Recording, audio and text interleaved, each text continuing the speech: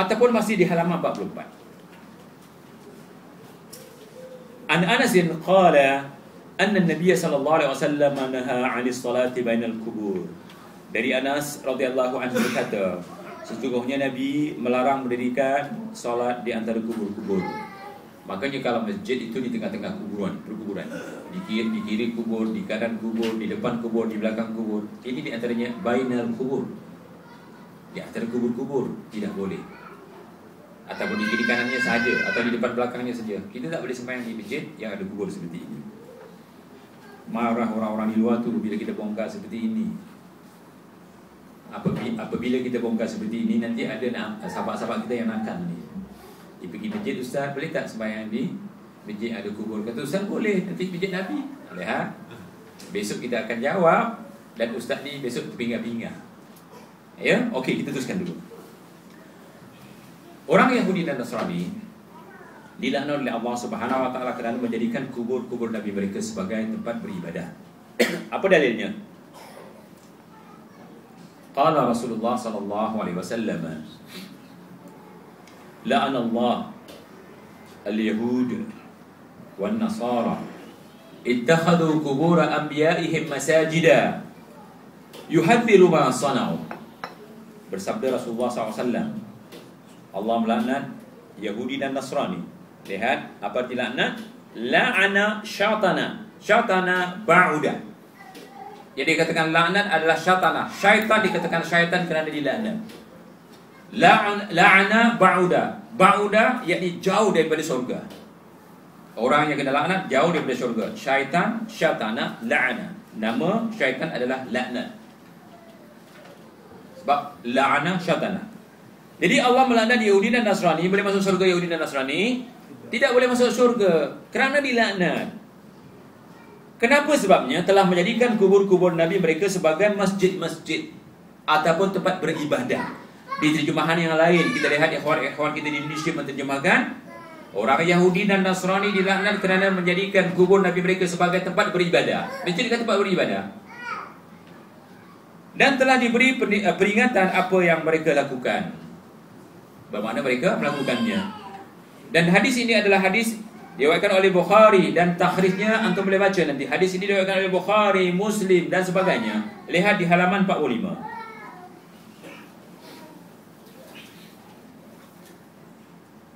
Nabi sudah menjelaskan bahawa umat ini yang bodoh ni, dia akan meniru Yahudi. Bukan ditiru Nabi, tapi ditiru Yahudi. Saya tidak berbohong untuk mengatakan seperti ini kerana ada dalilnya.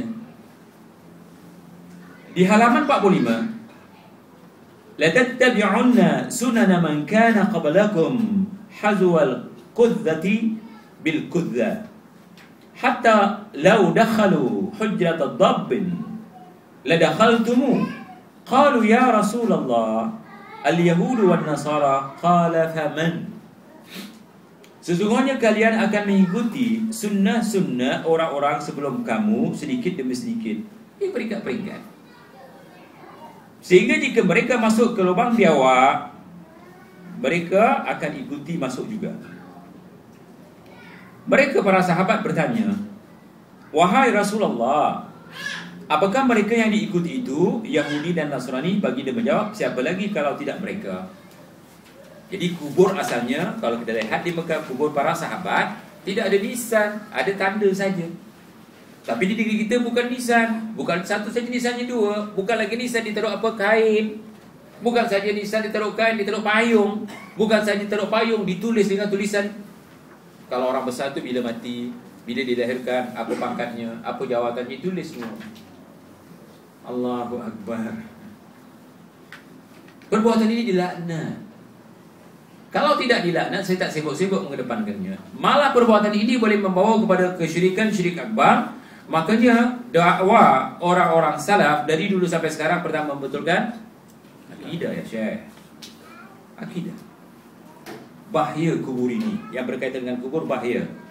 Makanya antum ya mesti ingat bahawa syaitan paling bijak. Seni permainan syaitan yang paling banyak dimainkan adalah kesyirikan. Terlalu seninya kita tidak perasan bahawa itu syirik. Orang mengatakan saya pergi kubur bukan sebab kubur. Disangka sembah itu rukuk sujud. Sedangkan menyeru orang yang sudah mati itu juga penyembahan, doa wal ibadah. Hadis itu adalah hadis yang sahih. Allah Subhanahu wa taala memberi pesan, memberi peringatan, berfirman kepada kita. Dan Rasulullah SAW sudah bersabda dengan sabdanya yang banyak. Di halaman 46, wa annal masajida lillahi fala tad'u ma'allahi ahada. Wa annal masajida lillahi fala tad'u ma'allahi ahada. Sesungguhnya masjid-masjid itu milik Allah. Oleh kerana itu, janganlah kamu sekutukan doa kamu kepada Allah dengan yang lain. Apa itu doa? Seruan.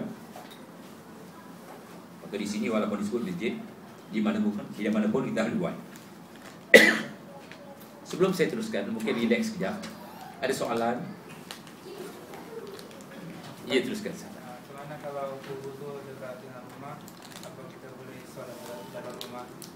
Yang dilarang di kuburan. Kalau rumah itu bukan rumah Allah, rumah anda, semua yang ada di situ. Yang tak boleh masjid. Memang ada orang membeli rumah dekat dengan kuburan ataupun di kawasan kubur. Selagi kubur itu belum masih muat, maka orang duduk di situ. InsyaAllah itu tak ada masalah.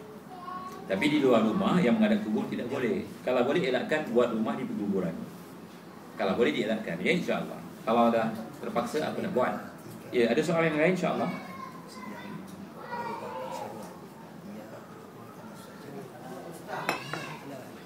Teruskan.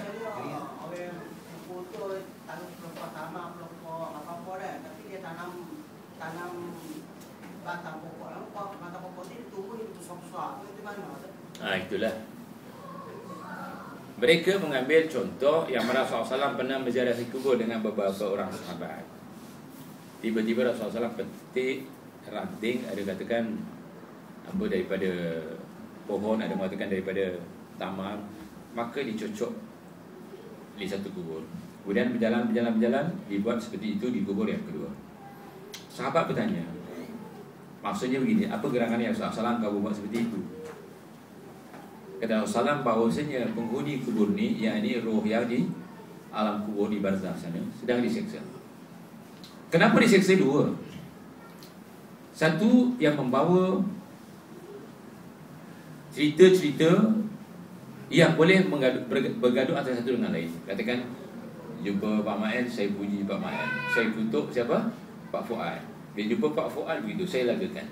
Orang seperti ini akan kena seksa di kuburnya. Kedua, orang yang kencing tak istibra. Apa itu istibra? Pastikan bahawa air kencingnya sudah tak ada lagi keluar.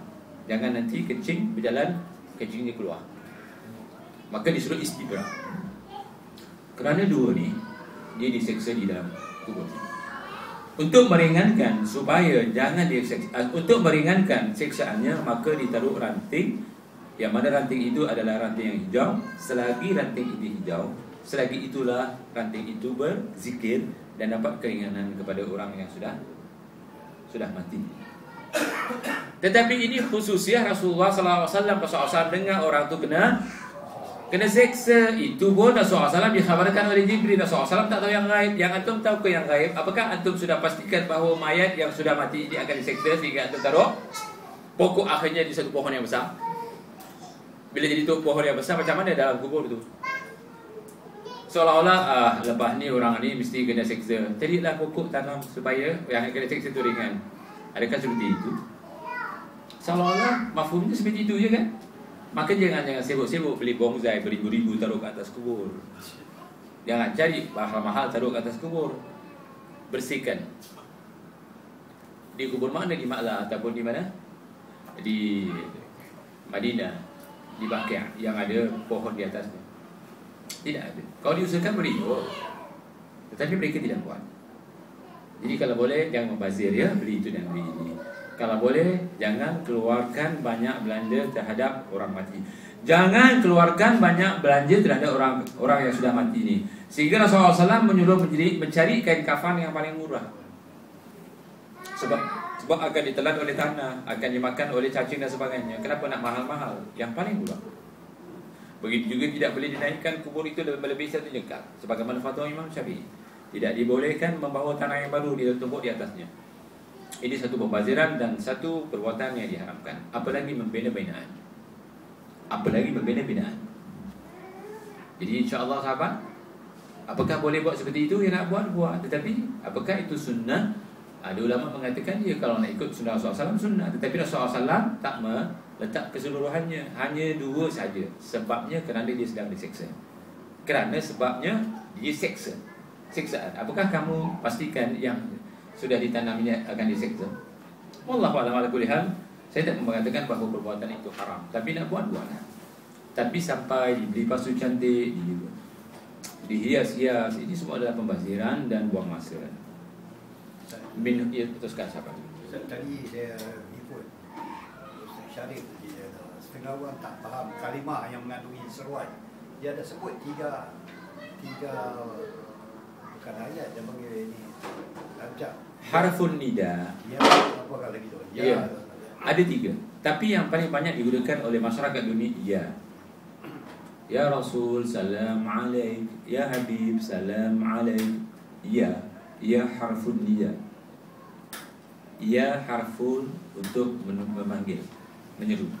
Ya Allah, Ya Rahman, Ya Rahim. Ya. Harfu ya itu adalah panggilan. Harfu ya adalah seruan. Itu paling banyak digunakan. Jadi kalau tadi Allah mengatakan di dalam Al-Quran, wala tad'u ma'allahi ilahan akhara, dan kamu seru bersama Allah SWT lain. Ad-du'a tad'u da'a. Ad-du'a itu ibadah. Maka kita tidak boleh mengibadahi selain Allah SWT dengan cara menggunakan harfu ya. Ya Habib Noh. Kalau Habib Noh masih hidup, ya silakan. Tapi Habib Noh sudah meninggal. Maka kita menyeru. Di alam ghaib ada 3 yang tidak boleh diseru selain Allah. Serulah Allah. Di alam ghaib, malaikat di alam ghaib. Kalau kita seru malaikat, anak tanya kepada anda ni semua, malaikat mana yang terkenal? Kenalkan kepada anak. Malaikat mana yang kita kenal? Malaikat mana yang pernah anda jumpa? Pernah anda berinteraksi dengan salah satu malaikat ni? Anda semua pernah?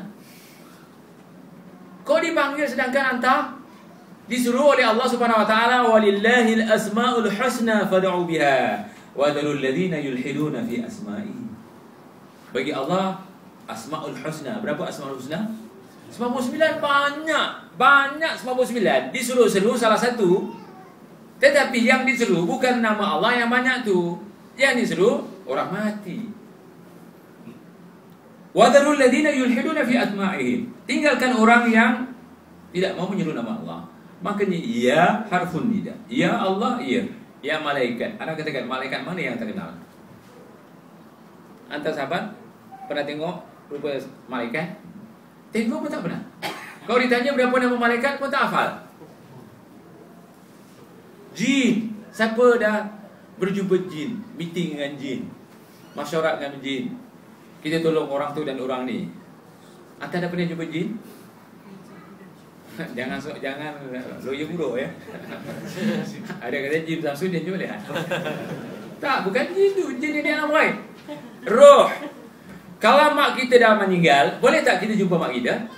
Dalam mimpi pun kadang-kadang syaitan boleh menyerupai mak kita, kecuali Nabi. Jadi jangan diseru. Yang diseru Allah. Ya Allah, Ya Rahman, Ya Rahim, Ya Karim, Ya Rabb. Serulah dia. Dan apabila kita menyeru Allah, Allah dekat kepada kita, betul kan? Wa idza sa'alaka 'ibadi 'anni fa inni qaribun ujibu da'watad da'i